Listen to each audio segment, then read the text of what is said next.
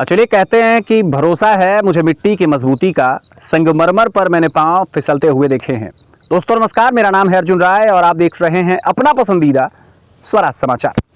उत्तर प्रदेश को यदि मैं कह दूं कि चुनावों का प्रदेश, शायद ज्यादती नहीं होगी। और हिंदुस्तान के स्वातंत्र्य इतिहास में जब कभी पलट करके पूर्व के वर्षों में मैं चला जाता हूं तो हर एक वर्षों में, हर एक महीनों में, हर एक दिनों में मुझे स्वाभाविक तौर पर चुनाव देखने और सुनने को मिलते रहते हैं। आज खास बातचीत करने के लिए मेरे साथ मौजूद हैं जौनपुर की सियासत और जौनपुर की नफासत के इकलौते वारिसदार डॉक्टर सरफराज खान। यूं तो माह नवंबर में यहाँ जौनपुर में, या यूं कह दूं कि उत्तर प्रदेश में निकाय चुनाव होने वाले हैं। और यहाँ जफराबाद में जब गंगा जमुनी तहजीब का कोई संवाहक हमारे साथ जुड़ा हो, जब यहाँ से कह दूं कि यहाँ का कोई इकलौता निष्पक्ष शख्स जुड़ा हो, तो उससे बातचीत करना आखिर कौन नहीं चाहेगा। जी हाँ, फिर से मैं परिचय करा रहा हूँ डॉक्टर सरफराज खान। आखिर इनका ताल्लुकात समाजवादी पार्टी से है या ये जफराबाद के बेटे हैं? वास्तव में इन तमाम मुद्दों पर मैं आज बातचीत करूंगा इन्हीं से। सबसे पहले तो स्वराज समाचार की तरफ से डॉक्टर साहब आपका बहुत बहुत स्वागत है। बहुत बहुत शुक्रिया सर आपका। एक सवाल के साथ डॉक्टर साहब शुरुआत करते हैं कि आप स्वयं, बहुत सारे स्वराज समाचार के व्यूवर्स हैं, बहुत सारे लिसनर्स हैं, वो आपको यदि नहीं पहचानते, पहली दफा अगर वो आपको फेस करते हैं तो वो आपको जानना चाहते हैं कि आप कौन हैं, कहां से हैं, कैसे हैं, और जफराबाद में, जफराबाद को लेकर के या जफराबाद को आप वास्तव में बतौर प्रत्याशी कितना कुछ जानते हैं? मैं डॉक्टर सरफराज खान, जफराबाद से मेरा ताल्लुक़ है और मैं 2 बार माइनॉरिटी सेल ज़िला अध्यक्ष रहा हूं जौनपुर का। 2 सेशन काम करने का मौका मिला। ब्लॉक लेवल पर 9 विधानसभा में हमने संगठन बनाया और काफ़ी मजबूती के साथ 9 विधानसभा में लोग हमसे जुड़े। और जफराबाद का जहाँ तक सवाल होता है, यहाँ तक मुझे नहीं लगता कि घर का कोई छोटा बच्चा भी सरफराज को ना जानता हूँ, क्योंकि मैं बहुत लोगों से अच्छे से मिलता भी हूँ और लोगों से कनेक्ट होने की कोशिश करता हूँ।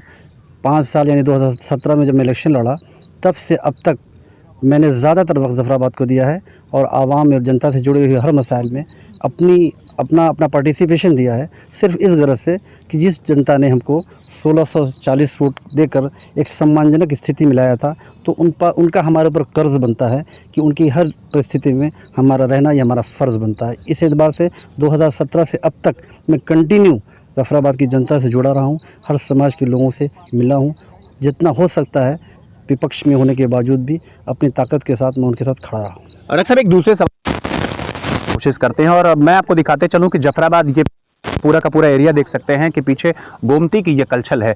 कहीं से जरा एक स्वर निकालते हैं और कहीं से जरा एक प्यारा सवाल बड़ी मोहब्बत और बड़ी अदब से डॉक्टर साहब से पूछने की कोशिश करते हैं, चूंकि आपका सीधा सीधा ताल्लुकात समाजवादी पार्टी के साथ रहा है। मैं कह दूं क्या कि अगर आप डॉक्टर सरफराज को जानते हैं तो समाजवादी पार्टी की बदौलत, या जफराबाद में यदि आप समाजवादी पार्टी को जानते हैं तो डॉक्टर सरफराज की बदौलत, क्या मान लिया जाए कि समाजवादी पार्टी से नगर पंचायत अध्यक्ष पद के प्रत्याशी के तौर पर डॉक्टर सरफराज चुनाव लड़ रहे हैं इस बार नवंबर के आखिरी सप्ताह में, या फिर जफराबाद का कोई बेटा चुनाव लड़ रहा है? जब से मैंने एक्टिव पॉलिटिक्स ज्वाइन की है समाजवादी की, मैं समाजवादी पार्टी का हमेशा समर्थक रहा हूँ, लेकिन जब से एक्टिव पॉलिटिक्स ज्वाइन की है तब से मैं कह सकता हूँ समाजवादी पार्टी की वजह से जाना जाता हूँ। अदरवाइज़ यहाँ का बच्चा सरफराज को और सरफराज के परिवार को बचपन से जानता है और मेरे हर कैरेक्टर से भली बात वो लोग वाकिफ़ हैं। तो यहाँ की जनता को मेरे ख्याल से बहुत ज़्यादा किसी बैनर की ज़रूरत नहीं है, उनका सिर्फ एक ही बैनर है, समाजवादी पार्टी का छोटा सा कार्यकर्ता डॉक्टर सरफराज।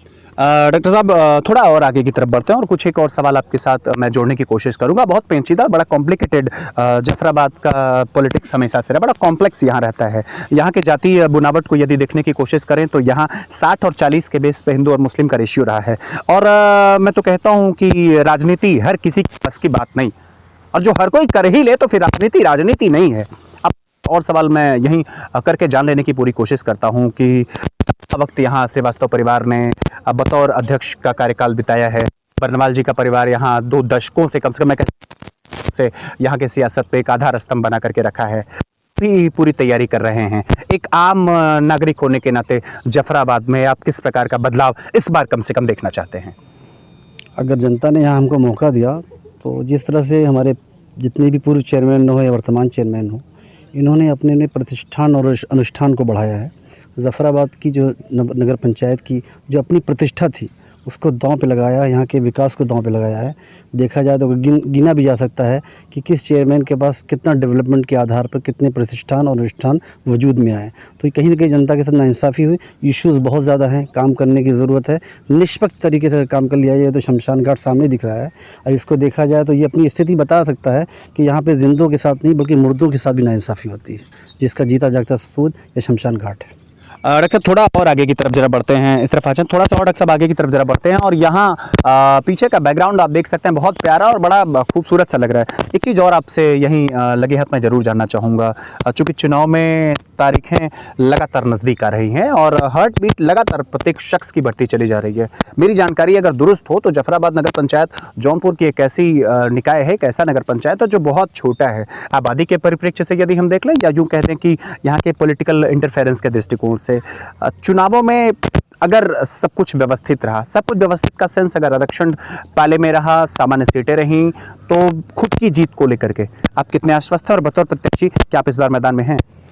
मैं तो मैदान में 2017 में हारने के बाद से ही हूँ, कंटिन्यू अपनी उपस्थिति दर्ज कराया मैंने।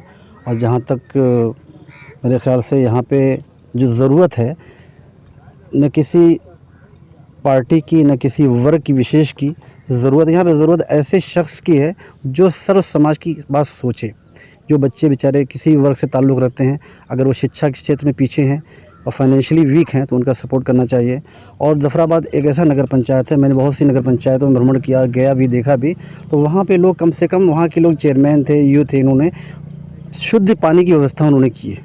हर जगह पे हमको वाटर जो है, वाटर कूलर दिखा जो कि आर ओ से व्यवस्थित था। लेकिन जफराबाद के 10 वार्ड कहीं पे भी ये व्यवस्था आपको नहीं मिलेगी, जबकि चाहे मैं सरफराज हूँ, चाहे चेयरमैन हो या पूर्व चेयरमैन हो, उनके घरों में आर ओ की व्यवस्था है और वो ठंडा पानी भी पीते हैं। तो क्या हमारे जफराबाद की आवाम का हक़ नहीं बनता कि वो शुद्ध पेय का पी सकें? ये बहुत बड़ी नाइंसाफ़ी है। एक और डॉक्टर साहब आपसे सवाल, बड़ा लाजमी सा प्रश्न है मुझे लगता है, समस्याओं का कितना बड़ा अंबार अब तक बात को पूर्व के अध्यक्षों ने दिया है?